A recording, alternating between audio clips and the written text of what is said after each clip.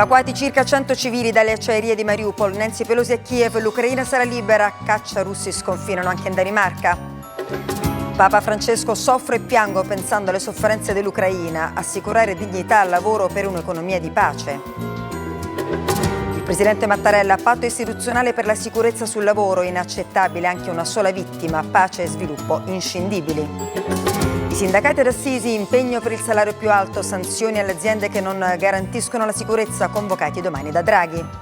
Stop al Green Pass, rimarrà solo nelle strutture sanitarie, via la mascherina nei bar e nei ristoranti, gli esperti raccomandano prudenza. Il 1° maggio conferma il ritorno del turismo, città d'arte affollate, al mare i primi bagni, molte famiglie scelgono la scampagnata.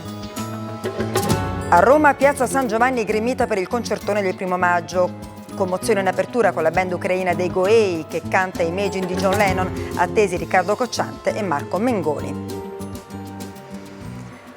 Buonasera a tutti voi dal TG1. In Ucraina, dopo l'appello di Papa Francesco per Mariupol, nel pomeriggio un primo convoglio della Croce Rossa ha portato in salvo un centinaio di civili dagli impianti di Azovstal. I combattimenti intanto continuano durissimi nell'est e nel sud. Dopo la Svezia anche la Danimarca denuncia lo sconfinamento di aerei militari russi.